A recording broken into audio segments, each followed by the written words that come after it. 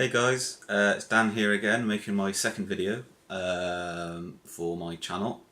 As you can tell by the subject header of this video, I'm going to start, or try to start, to talk about anxiety, which is essentially human emotion. Human emotion, ranging from anger, all of it, anger, sadness, happiness, regret, anything really that sort of you feel can come under anxiety or an anxiety condition, because it affects everyone, but it affects some people more than it should, and generally that is because of, well, in my case, a way of trained for, a way I've been thinking for all of my life, and the way I've got used to treating and approaching worry and stress has been sort of unhelpful, because, like I said in my first video, you can't avoid it. These life is full of surprises, and life is going to chuck you up some hurdles that you have to try and get and jump over, and it's about just jumping over them as best as possible. And if you fall at a hurdle, just get back up and go again. You can't avoid them. You can't go through life and think to yourself, well, if only I could go through life and never have to sort of have any worries or stress, wouldn't that be great? And you might look at other people on social media and think, oh, their life looks amazing, looks great, they're having such a great time and they don't seem to have any worries or stress. Well, you don't know that at the end of the day. Generally with social media, people will only post what they want you to see. So you don't know what's going on in their lives, and they don't know what's going on in your lives, which brings me back to another thing I said in the first video, which is talking. Talk, especially with anxiety, when talking about anxiety. If you don't talk or tell people, then how are they going to know? How are they going to know? How are they going to be able to treat you with any sort of empathy or any sort of understanding of what you're going through and what you're worrying you or stressing you out if you don't tell them? So basically, I'm just going to now start just to sort of briefly go over worry, little few things that I've learned about worry. There are two types of worry that is generally recognised in the mental health sort of scene in the field, and that is hypothetical event worry and real event worry. So if you don't know what that means, or can't work out what that means, I'll just explain it. Hypothetical event worry is generally really common with people who worry too much and overthink, because it plays on your mind to the point where if you're an overthinker, you can just get wrapped up in a worry circle, in a constant worry sort of, you just get wrapped up in it. So hypothetical event worry is just where there's something happening in your life, maybe in a few days' time, in a week's time, in 2 weeks' time. You're worrying about it, you're stressing about it, you want to take control over the situation before you get there. You want to feel like it's a security that you can go, right, well, on Saturday this is going to happen and I want this to go like this. I want this to happen and I don't want this to happen because that would be bad.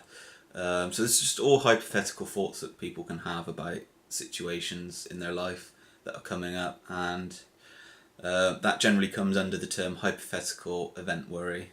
And the key thing with that, which I'll get on to after I explain real event worry, which is more obvious, I think. But the key thing I'll get on to that is just sort of, you don't have to you don't have to worry so much about stuff that's happening in the future,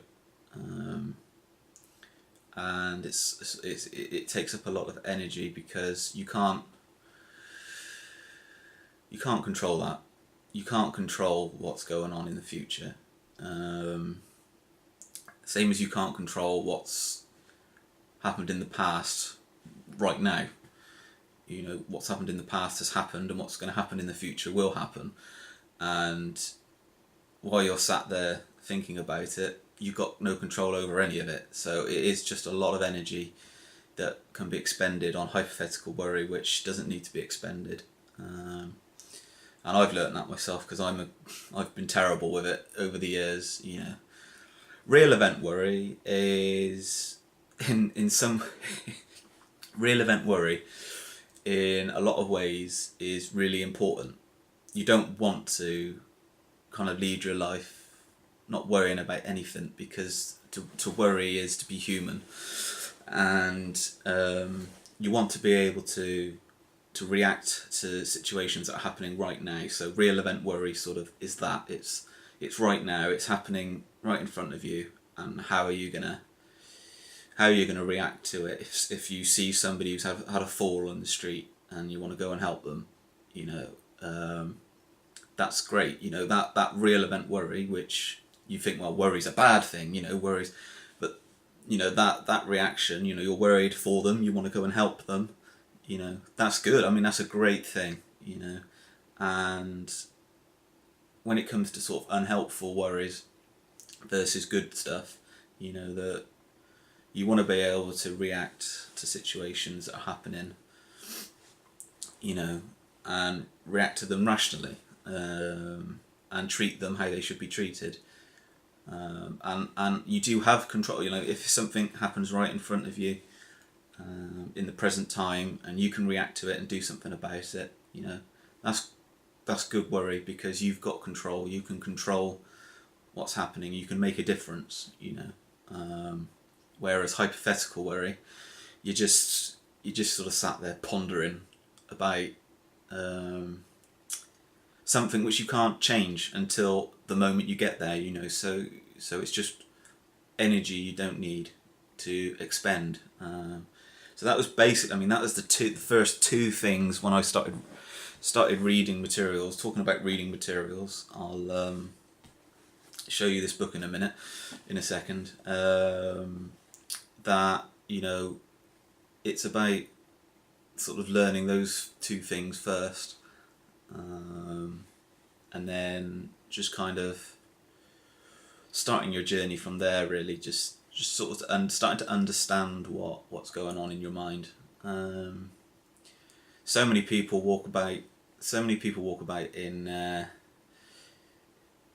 in life, and they just, you know, they've never really, you could say, never really had time to stop and think about the way they think, and the way they treat situations, and the way they've sort of approached situations in the past, which probably wasn't the best way to approach it. And it's very situational. I mean, if you're maybe a young person who's got a young family and a lot of time taken up with children and work, and you know, you're probably never going to get round to addressing a problem, because you won't realise there is a problem with worry and stress. Whereas for someone like me, it's not the case. You know, I've got too much time to think, and I think there are lots of other people out there like that. You know, I've got too much time to think, and the last few years it's sort of all become very apparent to me that it's affecting my life in a negative way to worry too much and to stress too much about things I can't control. And it'd be the same for you guys, you know, who overthink too much as well. You know, that you can make things better and improve your trail of thought. So yeah, I'll just go on to show you this book. This is a book, I'll just show you it. So it is called Overcoming Worry and General Anxiety Disorder. General anxiety disorder is a general medical term that's given to anxiety people.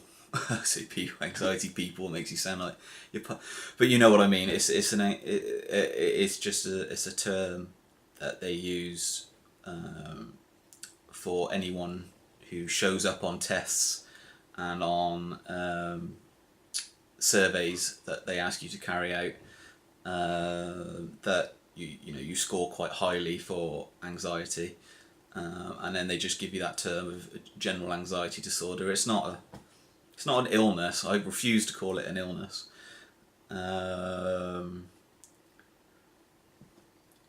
It's just a sort of a, I don't know what the word to use is. Kind of just a sort of a way someone becomes from life experiences. It's just a product. Anxiety and worry is just a product of your past experiences and what's shaped you as a person going through your younger years, and through your life. So this book goes through a behavioural technique called cognitive behavioural therapy, and it's just basically a load of different techniques that you can use to sort of start to treat the worries that pop into your mind a bit differently than you normally have been. And it's a great read. The guys that write these books are top guys in the field of mental health. I'll just show you this other book which I've just started to read on OCD, because of course that's the other thing that I have to sort of try and get on top of with my habitual stuff. So I'll just show you this. It's another book in the Overcoming series. It's a really great series. This guy here, David Veal, my therapist told me he is the man, he is the boss when it comes to OCD and generally CBT techniques. He's the top lecturer in the country. So these books, they know what they're talking about, and they're really great. I mean, I've only just started reading this one, which is why I probably won't make a video on OCD just yet before I've had chance to go through with my therapist and get to read all of this book to expand my knowledge. But with anxiety, I've got quite a bit of knowledge now about it, stuff that I think would be great to share on camera or on YouTube, for anyone who finds it helpful. So, but yeah, I don't really know what more to say in this video about anxiety, because I don't want to sort of spill everything out in one video. I don't want the video to be too long, but it is basically a case of just starting to. Well, I'll just say the first thing that you need to do if you're watching this and you think, yeah, I worry too much. I've got too much time to think and I overthink everything. And it does have a negative impact on my life. And how can I change this? If you're thinking that, then just be reassured, that you're not alone. You're not alone. This affects, I'd say, 99.8% of the population. And there's a small percentage of people who walk about without a care in the world.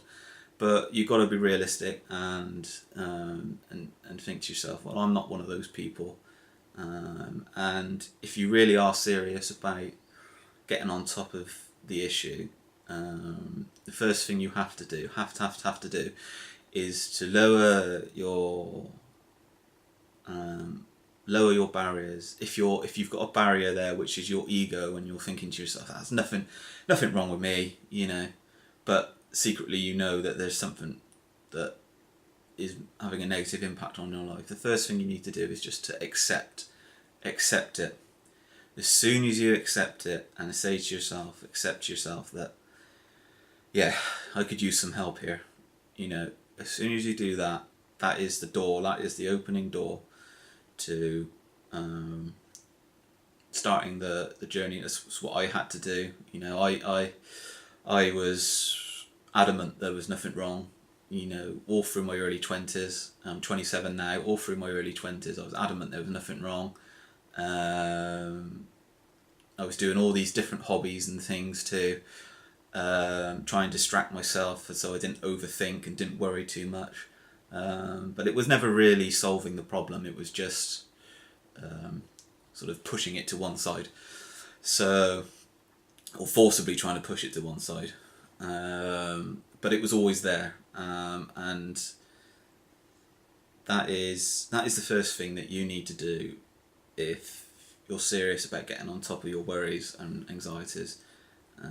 Whether it be you get angry too much, or even if you're over happy, but I don't think that's a bad thing.